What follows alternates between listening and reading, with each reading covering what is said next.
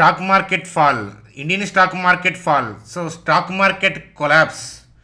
చూడండి friends, stock మార్కెట్లో ఊచకోత.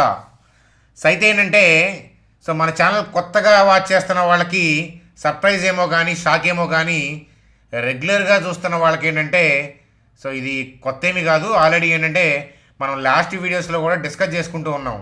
లాస్ట్ ఫ్రైడే కూడా మనం డిస్కస్ చేసుకున్నాం. సో రీసెంట్ వీడియోస్లో మనం మాట్లాడుకుంటూనే ఉన్నాం. 23K గురించి కూడా మనం మాట్లాడుకున్నాం కదా. అలాగే లాస్ట్ నైట్ మన ప్రైమరీ ఛానల్లో కూడా మనం మాట్లాడుకున్నాం. లాస్ట్ నైట్ చూడండి, US market, stock market fall, stock market collapse. So Indian stock market fall. చూడండి ఫ్రెండ్స్, స్టాక్ మార్కెట్ ఫాల్కి రీజన్ ఏంటి? స్టాక్ మార్కెట్లో ఊచకోత. చూడండి ఫ్రెండ్స్, మన ఛానల్ కొత్తగా వాచ్ చేస్తున్న వాళ్ళు అయితే కనుక షాక్ అయి ఉంటారు ఇవాళ ఫాల్ చూసి. కాకపోతే ఏంటంటే మన రెగ్యులర్ ఫాలోవర్స్ అయితే కనుక మనం లాస్ట్ వీక్ అంతా కూడా మనం ఏంటంటే ఊహించాం. అలాగే బ్రాడర్ పిక్చర్ గురించి మనం మాట్లాడుకుంటూనే ఉన్నాం. లాస్ట్ ఫ్రైడేనే మనం ఏంటంటే మార్కెట్ గురించి మాట్లాడుకున్నాం, ఏం జరగబోతుంది అనేది. ఎందుకనంటే సో ఎర్నింగ్స్ అనేవి ఎలా ఉన్నాయో మీరు చూస్తూనే ఉన్నారు కాబట్టి సో సర్ప్రైజ్ ఏమీ లేదు. సో స్టాక్ మార్కెట్ ఊరు తీసుకుంటాయి అని చెప్పి లాస్ట్ నైట్ కూడా మనం మాట్లాడుకున్నాం కదా. సో ఓవరాల్గా ఏంటంటే బ్రాడ్ పిక్చర్ అనేది డౌన్ అని మాట్లాడుకున్నాం. So stock market broad view అంటే స్టాక్ మార్కెట్ ట్రెండ్ ఏం నడుస్తుంది, ఇండియన్ స్టాక్ మార్కెట్ అంటే డౌన్. సో కాబట్టి మీరేమనుకుంటున్నారు? ఇది టెంపరీ ఫాల్ అనుకుంటున్నారా, స్టాక్ మార్కెట్ ట్రెండ్ డౌన్ అనుకుంటున్నారా? అలాగే మీ పోర్ట్ఫోలియోస్ ఎలా ఉన్నాయి ఒక్కసారి కామెంట్ సెక్షన్లో కామెంట్ చేయండి. సో ఈ ఫాల్ తర్వాత అంటే ఈరోజు ఫాల్ తర్వాత సో పోర్ట్ఫోలియోస్ ఎలా ఉన్నాయి, రెడ్లో ఉన్నాయా, గ్రీన్లో ఉన్నాయా? సో కామెంట్ సెక్షన్లో కామెంట్ చేయండి. చూడండి సార్, జొమాటో 10% డౌన్. పని అయిపోయిందా? దాని పని అయిపోయిందా, లేదా ఏదైనా ఆపర్చునిటీ కనిపిస్తుందా? ఆ విషయాల గురించి చూద్దాం. అలాగే న్యూస్ అండ్ 15% దాకా ఇంట్రాడేలో డిప్ అయింది. సో ఏంటి దాని పరిస్థితి? సో డెక్సాన్ టెక్నాలజీస్ మీరు చూస్తే మంచి Q3 నెంబర్స్ పోస్ట్ చేశారు, డిస్కస్ చేద్దాం. కానీ స్టాక్ ఏమో అట్రపుల్ ఆఫ్ ఈరోజు. సో అదేంటో చూద్దాం.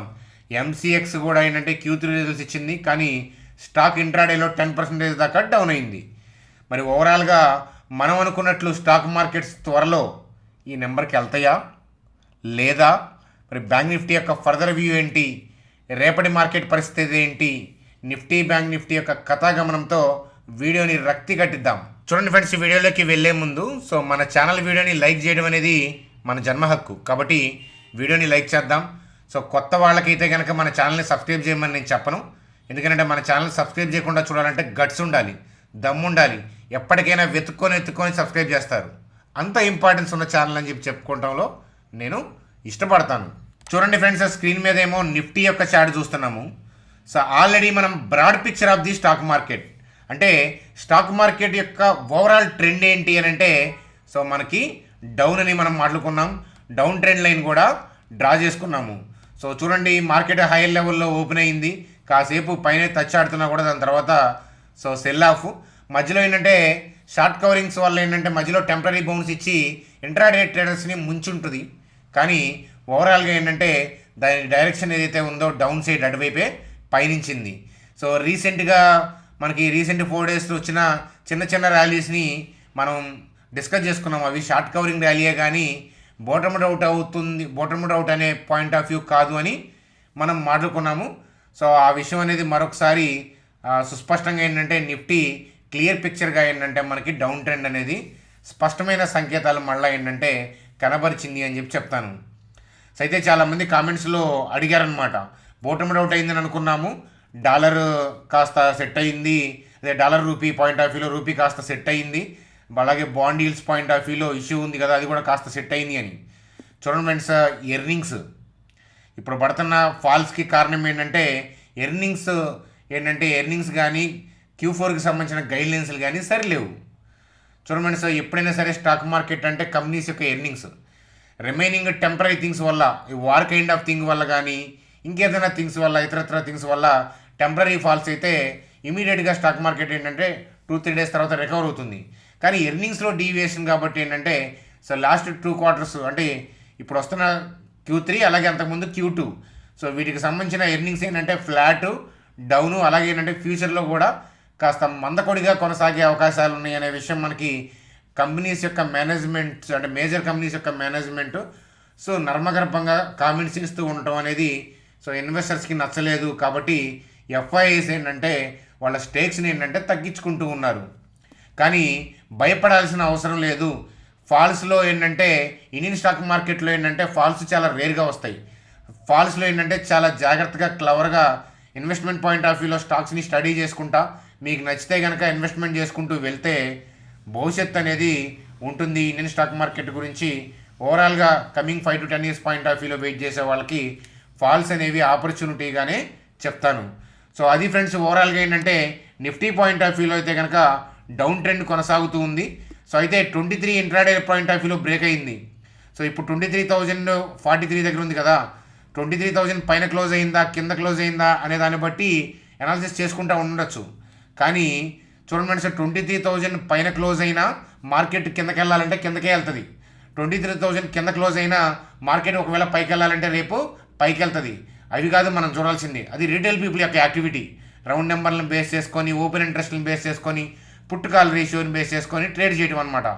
మనం ఏంటంటే ఇన్స్టిట్యూషన్స్ పాయింట్ ఆఫ్ వ్యూలో బ్రాడ్ పిక్చర్ ఏంటి, సో బ్రాడ్ పిక్చర్ డౌన్ అయినప్పుడు ఇలా ర్యాలీ వస్తున్నప్పుడు, అంటే ఇలా ర్యాలీ వచ్చినప్పుడు ర్యాలీ వచ్చిన తర్వాత అంటే షార్ట్ కవరింగ్ ర్యాలీస్ వస్తుంటాయి కదా, కంటిన్యూగా సెల్ ఆఫ్ చేయడం ఎవరి వల్ల కాదు, కంటిన్యూగా బై చేయడం కూడా సాధ్యం కాదు. అందువల్ల సెల్ ఆఫ్ చేస్తున్నప్పుడు మధ్యలో షార్ట్ కవరింగ్ ర్యాలీస్ వస్తాయి, మళ్ళా సెల్ ఆఫ్, ఈ short covering rally, cell of. ఓవరాల్గా మార్కెట్ యొక్క బ్రాడ్ పిక్చర్ ఏంటో తెలుసుకోండి, దాని యొక్క ఎడ్జ్ ఏంటి, దానివల్ల ఆ ఎడ్జ్ తీసుకొని మనం అటువైపు ట్రావెల్ చేస్తే ఉపయోగం ఉంటుంది తప్ప కౌంటర్ ట్రెండ్ వెళ్ళదు ఎప్పుడు కూడా. సో ఈ విషయాలు గుర్తుపెట్టుకోండి. బ్యాంక్ నిఫ్టీలో ఇంకా క్లియర్ కట్ థింగ్ అనిపిస్తూ ఉంది, చూద్దాం పదండి. చూడండి, అలాగే బ్యాంక్ నిఫ్టీ గురించి చూసే ముందు, సో మీలో ఎవరికైనా ట్రేడింగ్ అకౌంట్, డీమ్యాట్ అకౌంట్ లేకపోతే కనుక క్రియేట్ చేసుకోవాలన్నా, మీ ఫ్రెండ్స్ ఫ్యామిలీ మెంబర్స్కి లేకపోయినా కూడా మన ఛానల్ కింద లింక్స్ ఇచ్చాను, రిఫర్ చేయండి అనమాట. చూడండి, ఇలా లింక్ క్లిక్ చేశాను. మీరు ఈ 2 లింక్స్లో ఏదైనా క్లిక్ చేయండి, పర్లేదు. మీరు నెంబర్ ఎంటర్ చేసి, మీరు ఇక్కడ నెంబర్ ఎంటర్ చేసి ఏంటంటే ఓటీపీ ఎంటర్ చేస్తే ఏంటంటే 10 minutesలో అకౌంట్ ఓపెన్ అయిపోతుంది. సో అకౌంట్ ఓపెన్ అయిన తర్వాత వాళ్ళు వెబినార్లు కండక్ట్ చేస్తూ ఉంటే మీకు ఇన్ఫర్మేషన్ ఇస్తాను, పాస్ చేస్తాను. ఆఫ్లైన్ జరుగుతుంటే ఒక్కోసారి వర్క్షాప్స్, ఆన్లైన్ వెబినార్లు జరుగుతాయి. ఆ బ్రోకింగ్ కంపెనీల వాళ్ళు కనెక్ట్ చేసేవి మీకు ఇన్ఫామ్ చేయాలి అని అంటే మన లింక్స్ ద్వారా అకౌంట్ ఓపెన్ చేస్తే కనుక ఐడిని మా టీం నెంబర్కి వాట్సాప్ చేయండి, వెరిఫై చేసి మిమ్మల్ని గ్రూప్లో యాడ్ చేయడం అనేది జరుగుతుంది. అలాగే మార్కెట్లో ఫాల్స్ వస్తూ ఉన్నాయి కాబట్టి మంచి మంచి స్టాక్స్ని స్టడీ చేసుకోవటం, వాటి యొక్క ఫండమెంటల్స్ బేసిక్గా ఎలా చూడాలనేది ఎడ్యుకేషనల్ వెబినార్ అనేది మంచి మంచి స్టాక్స్కి సంబంధించి వచ్చే సండే నేను కండక్ట్ చేస్తాను. అవి కూడా అటెండ్ అవ్వచ్చు అనమాట. ఇట్లాంటి వెబినార్లు అప్పుడప్పుడు జరుగుతూ ఉంటాయి. కాబట్టి అకౌంట్ క్రియేట్ చేసిన వాళ్ళ ఐడిని మా టీం నెంబర్కి పంపించడం మర్చిపోవద్దు. చూడండి sir, bank Nifty point of వ్యూలో సో మనం మాట్లాడుకుంటుంది బ్యాంక్ నిఫ్టీలో కూడా ఏంటంటే బ్రాడ్ పిక్చర్ ఏంటంటే డౌన్. సో కాబట్టి సో డౌన్ అంటే షార్ట్స్ సెల్ ఆఫ్ చేసుకుంటూ వెళ్తున్నారు. చూడండి, కంటిన్యూగా సెల్ ఆఫ్ చేసుకుంటూ వెళ్తున్నారు. సో షార్ట్స్ కవరింగ్, సో కంటిన్యూగా సెల్ ఆఫ్, షార్ట్స్ కవరింగ్, మళ్ళీ ఏంటంటే సెల్ ఆఫ్ చేస్తూ ఉన్నారు. కానీ ఈ సెల్లింగ్ ఈ లెవెల్ టచ్ అయితే చాలా జాగ్రత్తగా ఉండాలి. ఎందుకంటే ఇది కూడా షార్ట్ కవరింగ్ ఏరియానే. 48,230, 47,803. కాబట్టి ఈ లెవెల్లో ఏంటంటే ఇంట్రాడే బౌన్స్ ఇవ్వటం కానీ, 1-2 days ఈ లెవెల్ని టచ్ అవ్వటం కానీ, ఈ లెవెల్ ద్వారా షార్ట్ టర్మ్ బౌన్స్ రావటం కానీ జరగచ్చు. కానీ ఆ బౌన్స్ని ఎంత బౌన్స్ అవుతుంది అది గెస్ చేయొద్దు. ఎందుకని బ్రాడ్ పిక్చర్ డౌన్ అయినప్పుడు షార్ట్ కవరింగ్ ర్యాలీస్ మీరు అనుకున్నట్లు రావచ్చు, రాకపోవచ్చు. అందువల్ల ఏంటంటే ఎవరైతే డౌన్ సైడ్ పాయింట్ ఆఫ్ వ్యూలో థింక్ చేస్తూ ఉన్నారో వాళ్ళు ఏంటంటే ఈ ఏరియాలో షార్ట్ కవరింగ్ జరిగే అవకాశాలు ఉన్నాయి. కాబట్టి ప్రాఫిట్ బుకింగ్ పాయింట్ ఆఫ్ వ్యూలో ఇన్స్టిట్యూషన్స్ థింక్ చేస్తూ ఉంటారు. మీరేం చేయాలో చెప్పట్లేదు, ఇన్స్టిట్యూషన్స్ స్టైల్ అలా ఉంటుంది. సో ఇన్స్టిట్యూషన్స్ ఎప్పుడూ కూడా సపోర్ట్ రెసిస్టెన్స్, మూవింగ్ యావరేజ్ ఇట్లాంటివి ఫాలో అవ్వరు. అర్థమవుతుందా? వాళ్ళు చేస్తూ ఉంటే మూవింగ్ యావరేజెస్, సపోర్ట్ రెసిస్టెన్స్ అట్లా లైన్స్ అనేవి డ్రా చేసుకోవడానికి అనుకూలంగా మీకు కనిపిస్తాయి, అంటే రీటైల్ పీపుల్కి కనిపిస్తాయి. కానీ వాళ్ళు ఏంటంటే so huge number of orders కాబట్టి కంటిన్యూగా సెల్ ఆఫ్ చేస్తున్నా, షార్ట్ కవరింగ్ చేస్తున్నా కూడా కొద్దిగా కంటిన్యూషన్ కనిపిస్తుంది. చూడండి, ఎందుకంటే వాళ్ళ ఆర్డర్లో ఫ్లో అనేది ఎక్కువ ఉంటుంది. చూడండి, మళ్ళీ సెల్ ఆఫ్ చేస్తున్న కంటిన్యూషన్ ఉంది చూడండి, మళ్ళీ షార్ట్ కవరింగ్ కూడా కంటిన్యూషన్ ఉంది చూడండి, మళ్ళీ సెల్ ఆఫ్ అనేది చూడండి. ఎందుకంటే వాళ్ళు 1 lot 2 lot చేయరు, వేల లాట్లతో చేస్తుంటారు. కాబట్టి ఒకటే స్ట్రైక్ ప్రైస్లో బై చేయడం, సెల్ చేయడం అనేది సాధ్యం కాదు.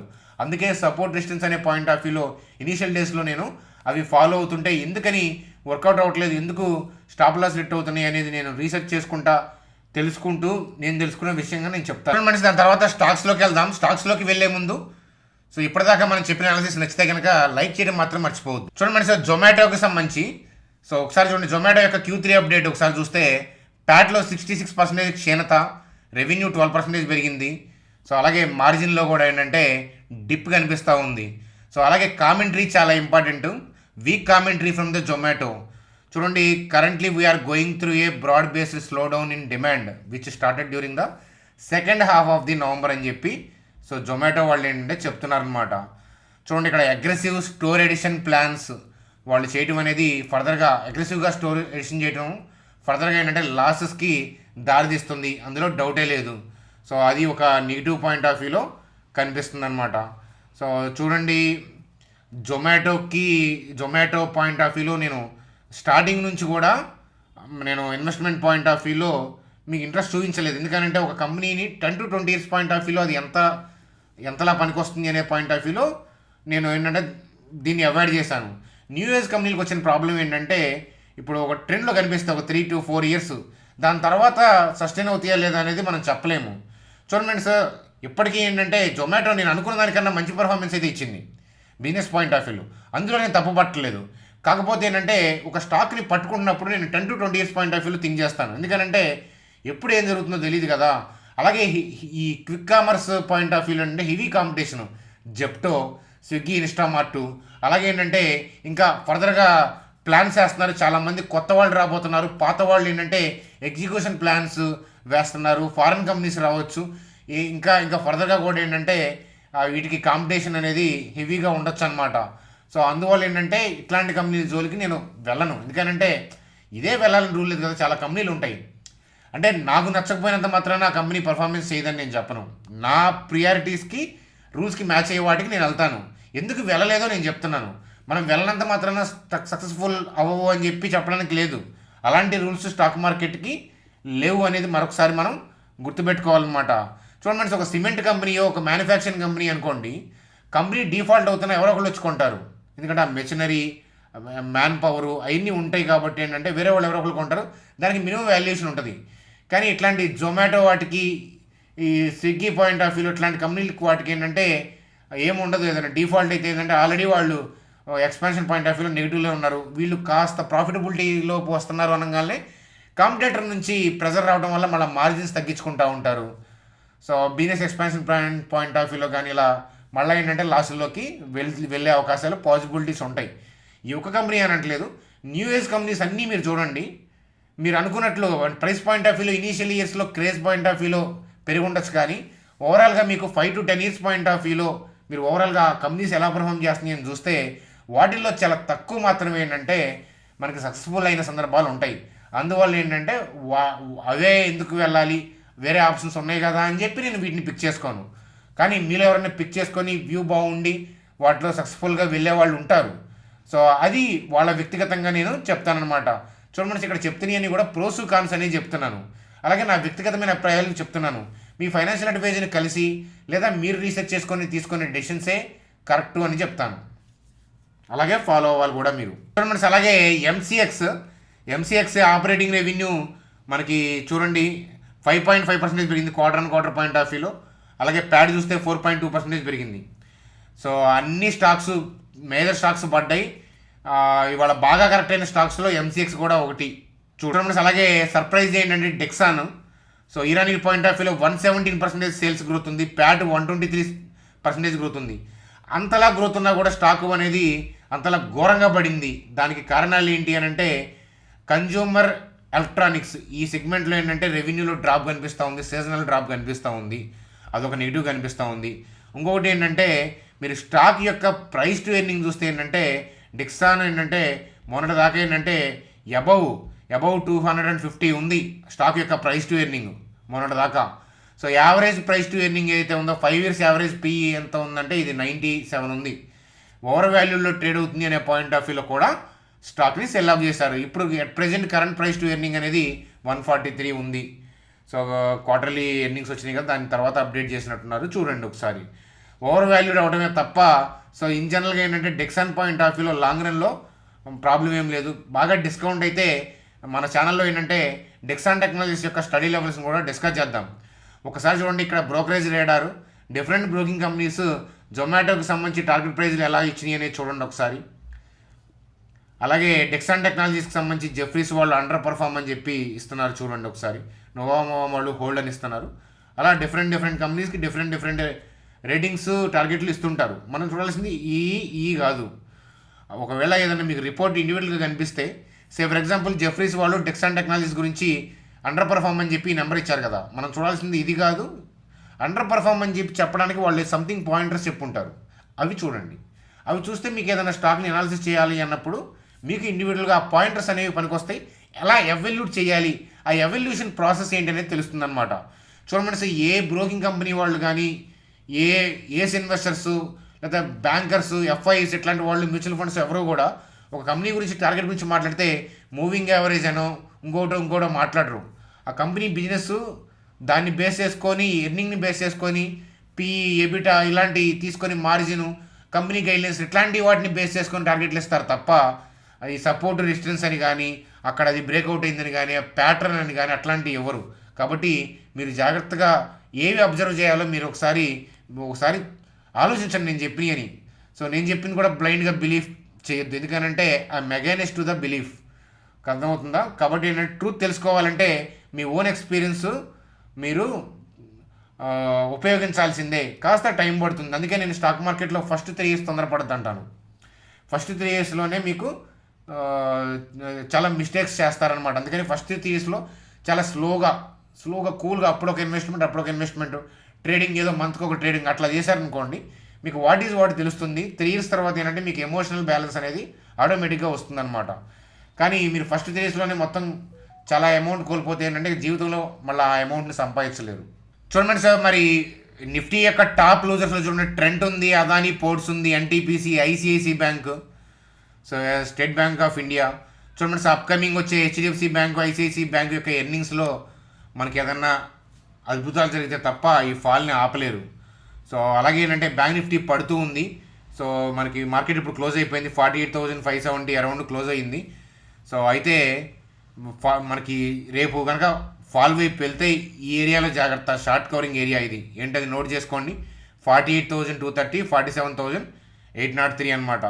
సో కాబట్టి షార్ట్ కవరింగ్ బౌన్స్ వచ్చే అవకాశాలు కనిపిస్తూ ఉన్నాయి. సో చాలా జాగ్రత్తగా ఉండాలని చెప్తాను. బ్రాడ్ పిక్చర్ ఏంటంటే డౌన్ ట్రెండ్ అనమాట.